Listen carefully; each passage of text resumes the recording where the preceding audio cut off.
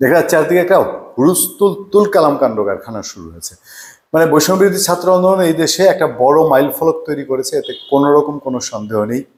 তারা জুলাইয়ের যে আন্দোলন যেভাবে সংগঠিত করেছে, যেভাবে এটাকে নিয়ে এক পর্যায়ে আওয়ামী লীগের যে শাসন অপশাসন দুঃশাসনের বিরুদ্ধে নিয়ে দাঁড় করিয়েছে, বা ফেসিবাদ বলা হয়, সেখানেও দাঁড় করিয়েছে, মোটামুটি বিজয় অর্জন করেছে। এরপর এরপর এতভাবে ধিকৃত বা যদি বলি বিতর্কিত আলোচিত হয় একটা ছাত্র নেতৃত্ব, এটা বোধহয় বাংলাদেশের এ যাবৎকালের 100 বছরের ইতিহাসে আর দেখা যায়নি। ব্রিটিশ বিরোধী আন্দোলন বলেন, পাকিস্তান বিরোধী আন্দোলন বলেন, বাংলাদেশের স্বৈরাচার বিরোধী আন্দোলন বলেন, এইভাবে আগে কখনো দেখা গেছে? তারা মন চায় মানে এখন আপনি কি দিয়ে কোন বেলায় খাবেন এটাও তাদের ঠিক করতে বোধহয় বাকি আছে। সারা দেশে ইউনূস সাহেব পছন্দ হয়নি, জেলা জজ সাহেব পছন্দ হয়নি, এবার লাগাও আন্দোলন, এবার গিয়ে বলো এটা হবে না। হঠাৎ করেই এই লোকের মনে হয়েছে সে আওয়ামী লীগের অতীতকালের কোনো একটা কমিটিতে ছিল, গিয়া ধরে নিয়ে আসো।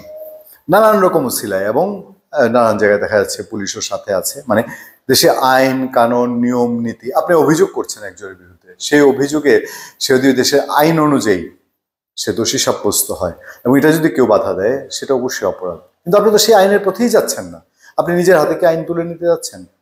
আজকে বাংলাদেশে আওয়ামী লীগের যারা দুষ্কর্ম করেছে, অপরাধ করেছে, লুটপাট করেছে, মানুষকে হত্যা করেছে, এদেরকে আপনি বিচারের মুখোমুখি করেন, আওয়ামী লীগকেই বিচারের মুখোমুখি করেন, আপনি শেখ হাসিনাকে বিচারের মুখোমুখি করেন, কেউ কি গিয়ে বাধা দিতে যাবে? না, বলবে যে এই বিচার করা যাবে না, এরকম কিছু বলবে?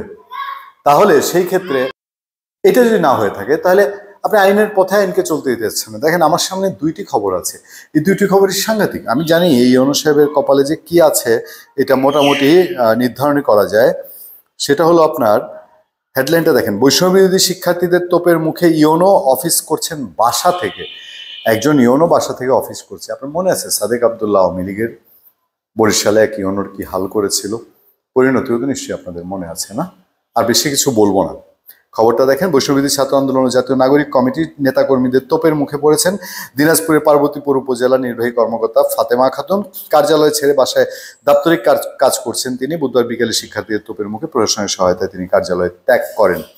তবে ইউনো ফাতেমা খাতুন জাতীয় নাগরিক কমিটির পার্বতীপুর উপজেলা শাখার আহ্বায়কের বিরুদ্ধে পাল্টা অভিযোগ তুলেছেন। তিনি দাবি করেন, বিভিন্ন সময় বিভিন্ন অনুষ্ঠানের কথা বলে তার কাছে চাঁদা দাবি করা হয়।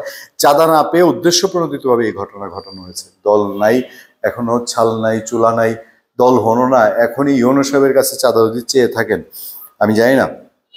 অবশ্য নাগরিক কমিটি পার্বতীপুর উপজেলা শাখার আহ্বায়ক এটা নাকচ করেছেন। এর আগে বুধবার বিকেলে আওয়ামী লীগের সঙ্গে সংশ্লিষ্টতার অভিযোগ তুলে ইউনো ফাতেমা খাতুন অপসারণের দাবিতে উপজেলা কেন্দ্রীয় শহীদ মিনারের সামনে বৈষম্যবিরোধী ছাত্র আন্দোলন জাতীয় নাগরিক কমিটি বিক্ষোভ মিছিল করে।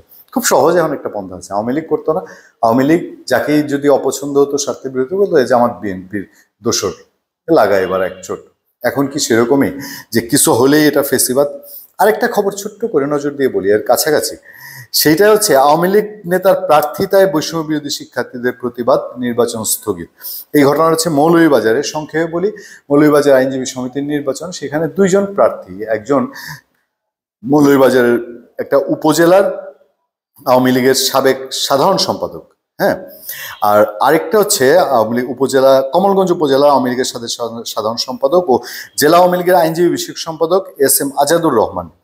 উনি প্রার্থী হয়েছেন শুনেই বৈষম্যবিরোধী ছাত্র আন্দোলনরা অভিযোগ করেছে এবং ওই নির্বাচন স্থগিত। ওই নির্বাচন আর করার হিম্মত ওই নির্বাচন কমিশনের, জেলা আইনজীবী সমিতি নির্বাচন কমিশনের হয় নাই। হবে কোথেকে? বৈষম্যবিরোধী ছাত্র আন্দোলন বলেছে না। এই যদি চলতে থাকে, ওদের ভবিষ্যতে কি আছে? ধন্যবাদ। সময় আপনার সাথে আমি আতিক রহমান, পূর্ণিয়া।